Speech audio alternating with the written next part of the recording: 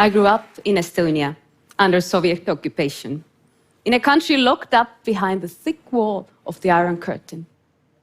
Back then, where everything, including bread, socks, and underwear, was a luxury, I did not dream about the open world.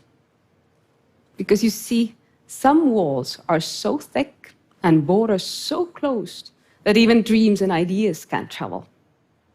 However, having lived in that level of darkness made me wonder, why are borders and movement between countries constructed the way they are? According to the World Economic Forum, human capital is the driving force for economic growth. So why are the barriers to global mobility so high?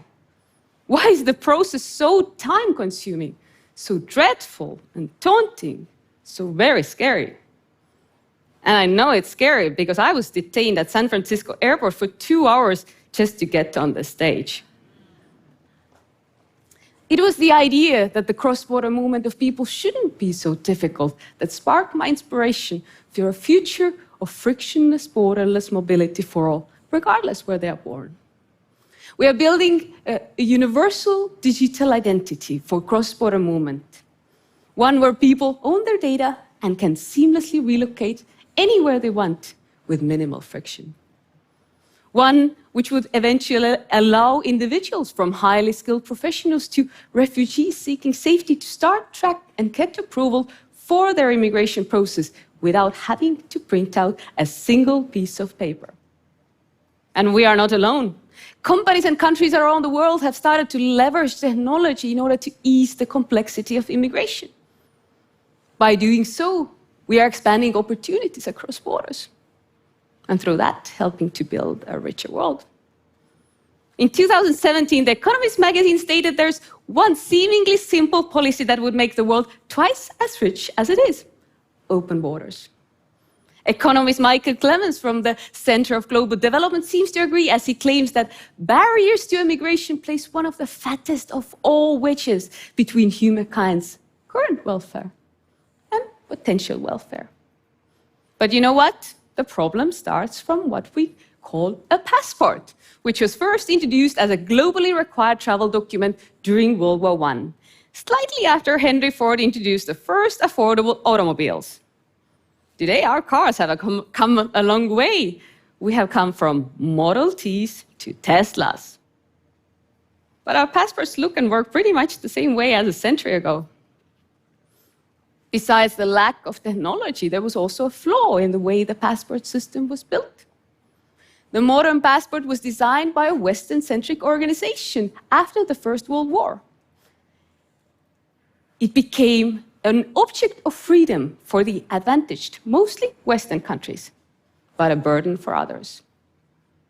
The irony is that today the passport doesn't even help those same Western economies anymore, because you see, when in the past, a good passport could indicate a person coming from a Western country with a good education system and thus useful skills, then in 2020, the World Economic Forum reported that the top 3 countries where the highly educated migrants came from were India, China, and Philippines, which, according to 2021 Henley Passport Index, ranked among the least travel-friendly passports in the world, ranking respectively 85th, 70th, and 77th out of 110. So let's take a look at a recent relocation experience by a highly skilled specialist called Ibtihal. Ibtihal is a divorced single mother with full custody rights for her kids, 6-year-old boy Kenan and an 8-year-old girl Tamara. All of them are Yemeni citizens, which, according to Henley Passport Index 2021, ranks 106 out of 110. Again, one of the least travel-friendly passports in the world. The Malaysian tech company that employed Ibtihal wanted to transfer her and her family to their European office. The immigration authorities let her know that her visa would get approved, but her underage kids would not get their visas right away. Instead, she was required to travel 6,000 miles alone to the embassy to apply for her visa. Then travel back to Malaysia, wait for 3 months, then travel back again, this time with her kids to apply for their visas, and only after that could they all go and live in the destination country. Stories like this are not the exception. It is a pretty accurate reflection of the immigration experiences today. And this is exactly the kind of hideous problem that I want to solve. And I know it can be solved because I have seen the Estonian society transform from one of the poorest countries in the world to an open and democratic one that not only functions but thrives as a poster child for technology-driven governance and innovation. One of the keys to Estonia's success in digitalization was the focus to build one platform called the X-Road, the backbone of digital Estonia. The key to it is one digital identity for each individual that allows public and private databases to link up and operate in harmony. Estonians can do everything online other than get married or divorced. Anything from doing taxes to voting in the elections is securely done online and takes about the same time as checking your Instagram account. The digitalization saves Estonia a stack of paper as high as the Eiffel Tower every month. On top of that, according to Siim Sikkut, the Chief Information Officer of Estonia, the digital signature alone enables Estonia to save 2% of its GDP every year. 2% of GDP globally would be $1.7 trillion. With that amount of money, we could solve world hunger not once, but 56 times every year. That's a whole lot of money being wasted because public sectors are not adapting to existing technologies.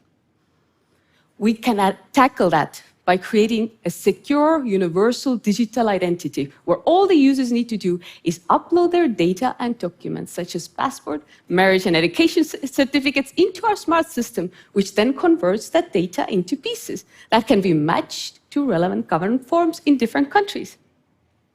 The beauty of it is the once-only rule. The user needs to add that data once, as it is then stored for the future use. The passport was created as a mechanism to move. It is clearly time to modernize that mechanism. If we could now connect that same digital identity to government systems worldwide, our system could act as a digital passport. And with a click of a button, immigration applications are created, submitted, and digitally tracked. Imagine never to have to fill any immigration forms ever again. In order for that to happen, we need government immigration systems to enable a simple integration, which would allow us to push applications and pull back the status. Today, our system is able to do all that beautiful automation, but to get that digital information to government systems worldwide, a ton of paper needs to be printed out, and a human at an immigration office needs to type everything in again. In Germany, officials are so busy typing in applications that it can take up to a year to even get an appointment, at a time where Germany is experiencing a deep talent crunch. That is not just an inefficient system, not a harmless bit of bureaucracy. It is actively working against itself. 4 years ago, when traveling to New York City from Europe with my then 4-year-old daughter, Maya, I briefed her what to expect at the border and why. When we finally got to the border, this was her look that the machine captured. I think it was the most authentic look how we humans feel about immigration globally. Last year, through a small digitalization with Berlin immigration authorities, my team managed to shorten a process that was 90 days into 2 days. Think about what a person can do in 88 days. Your passport describes you as a resident of your country. We say you're a citizen of the world. A universal digital passport, one that would go beyond borders, will take us towards a world where crossing borders is not about waste of time or waste of resources. Think about these 88 days and how much actual life can fit into it. Thank you.